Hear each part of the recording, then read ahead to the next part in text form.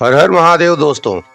प्रदोष व्रत 16 सोमवार तथा सोमवार तीनों की कथा अलग अलग है। फिलहाल हम यहाँ पर आपको श्रावण सोमवार की व्रत कथा के बारे में बताने जा रहे हैं। हिंदू पंचांग का 5वां महीना सावन 11 जुलाई से शुरू हो रहा है। यह महीना भगवान शिव को समर्पित है। इसे शिव जी का प्रिय मास माना जाता है। इस महीने में वर्षा, हरियाली और शिव भक्ति का अद्भुत योग बनता है। पौराणिक मान्यता है कि समुद्र मंथन के समय जब हलाहल विष निकला था, तब भगवान शिव ने उसे पी लिया था, लेकिन विष को अपने कंठ में ही रोक लिया था, जिससे उनका कंठ नीला पड़ गया और वे नीलकंठ कहलाए। विष के कारण शिव जी के शरीर में तेज जलन हो रही थी, जिसे शांत करने के लिए ऋषि मुनियों और अन्य देवताओं ने शिव जी का ठंडे जल से अभिषेक किया था, जिससे शिव जी की जलन शांत हुई थी। इसी मान्यता की वजह से शिवलिंग पर जल चढ़ाया जाता है। सावन में वर्षा ऋतु के कारण वातावरण में नमी और ठंडक रहती है, जो कि शिव जी को विशेष प्रिय है। एक अन्य मान्यता है कि सावन मास में देवी पार्वती ने शिव जी को पति रूप में पाने के लिए तप शुरू किया था। इस मान्यता की वजह से भी शिव जी को सावन महीना अत्यंत प्रिय लगता है। सावन में कांवड़ यात्रा करने की परंपरा है। शिव भक्त यानी कांवड़िए गंगा जैसे पवित्र नदियों से जल भरकर पैदल चलकर अपने क्षेत्र के शिवलिंगों पर जलाभिषेक करते हैं। ये यात्रा उत्तर भारत, विशेषकर उत्तर प्रदेश, बिहार, झारखंड, दिल्ली, हरियाणा, मध्य प्रदेश और उत्तराखंड में बड़े धूमधाम से होती है। सावन में शिव पूजा में बिल्वपत्र, भांग, धतूरा, दूध, दही, घी, शहद और गंगाजल चढ़ाना चाहिए। शिवलिंग पर जलधारा चढ़ाने के साथ ओम नमः शिवाय मंत्र का जप करना चाहिए। शिवलिंग पर चंदन का लेप भी करना चाहिए। अब सावन सोमवार का व्रत करने की विधि। सोमवार की सुबह स्नान कर स्वच्छ वस्त्र धारण करें। शिवलिंग का गंगाजल व पंचामृत से अभिषेक करें। बिल्वपत्र, धतूरा, चावल, फल फूल चढ़ाएं। शिव चालीसा या रुद्राष्टक का पाठ करें। दिन भर फलाहार करें और शाम को कथा व आरती करें। व्रत का पारण अगले दिन करें। मनचाहा जीवन साथी पाने की कामना से भी करते हैं सावन में व्रत। सावन का महीना महिलाओं के लिए विशेष महत्व रखता है। विवाहित महिलाएं अपने पति की लंबी उम्र के लिए व्रत रखती हैं और कुंवारी कन्याएं मनचाहा वर की प्राप्ति हेतु शिव की पूजा करती हैं। इस माह में हरियाली तीज, नाग पंचमी, रक्षाबंधन जैसे त्योहार भी आते हैं। महिलाएं इस समय हरी चूड़ियां, हरी साड़ी और मेहंदी लगाकर उत्सव मनाती हैं, जो सौभाग्य का प्रतीक माना जाता है। अब श्रावण सोमवार व्रत कथा ध्यान से सुने। एक बहुत धनवान साहूकार था, जिसके घर धन आदि किसी प्रकार की कमी नहीं थी, लेकिन उसको एक दुख था कि उसके कोई संतान नहीं थी। वह इसी चिंता में रात दिन रहता था। वह पुत्र की कामना के लिए प्रति सोमवार को शिव जी का व्रत और पूजन किया करता था और सायंकाल को शिव मंदिर में जाकर शिव जी के सामने दीपक जलाया करता था।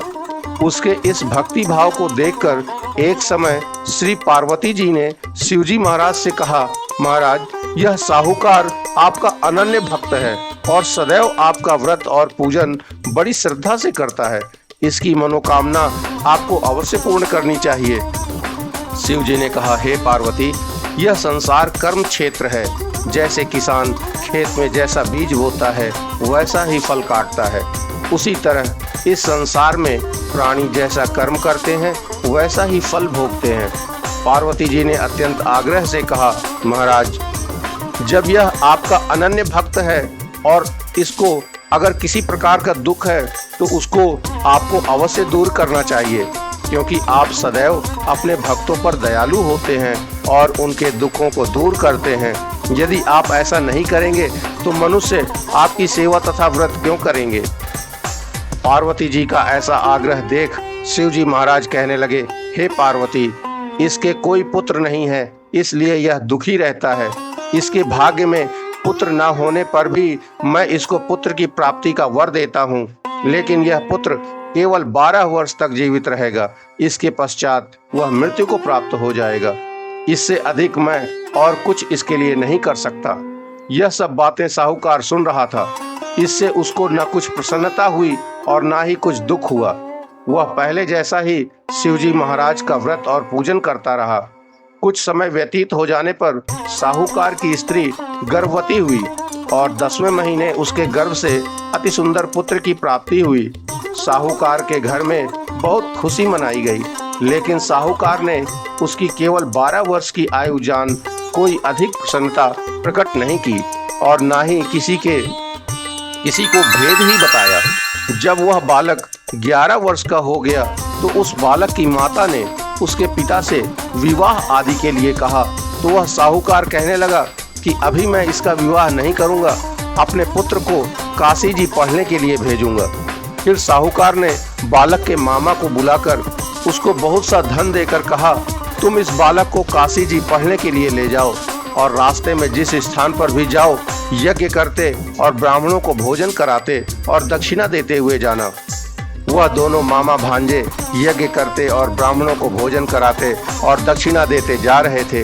रास्ते में एक शहर पड़ा। उस शहर में राजा की कन्या का विवाह था, परंतु जो राजकुमार विवाह कराने के लिए आया था वह एक आंख से काना था।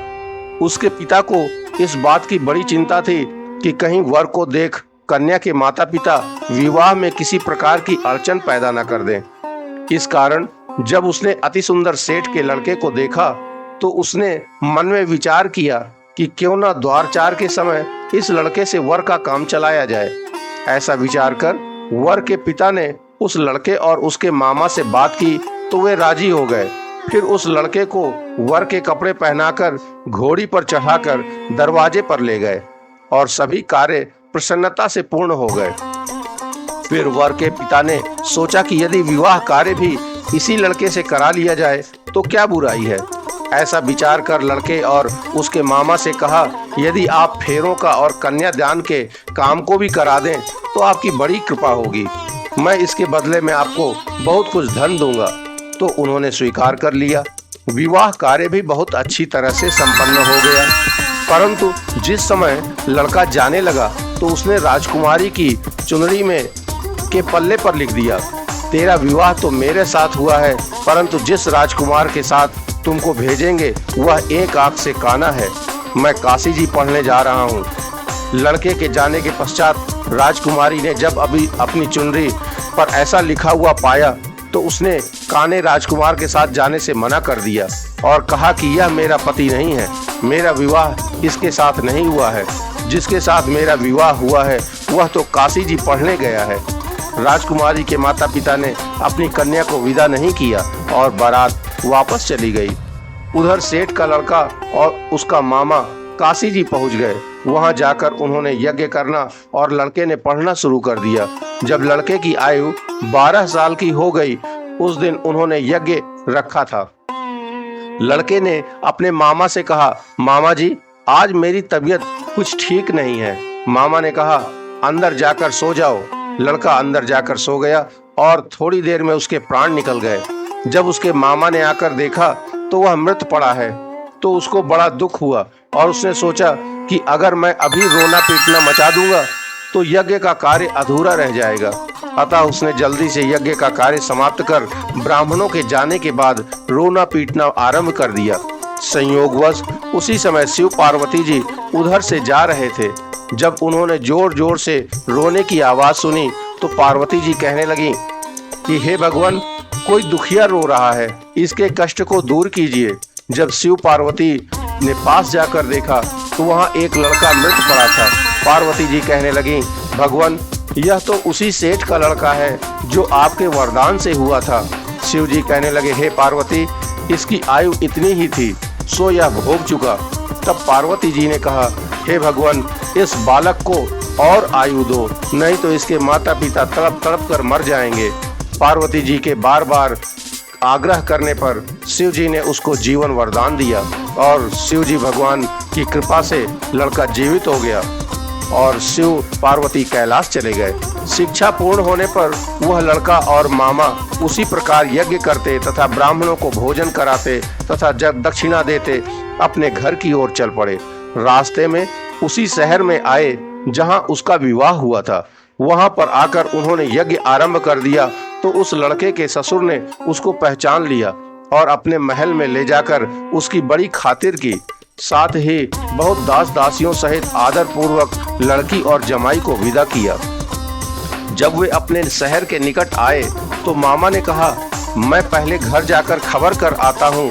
जब उस लड़के का मामा घर पहुँचा तो लड़के के माता पिता घर की छत पर बैठे थे और उन्होंने यह प्रण कर रखा था कि यदि हमारा पुत्र सकुशल लौट आया तो हम राजी खुशी नीचे आ जाएंगे, नहीं तो छत से गिरकर अपने प्राण दे देंगे।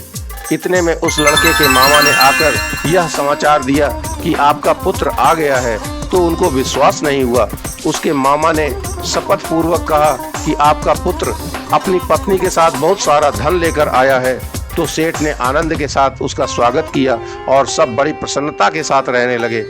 इसलिए कोई भी सोमवार के व्रत को धारण करता है अथवा इस कथा को पढ़ता और सुनता है, उसकी समस्त मनोकामनाएं पूर्ण होती हैं तथा इस लोक में सुख भोग कर अंत में सदाशिव के लोक को प्राप्त होता है। हर हर महादेव।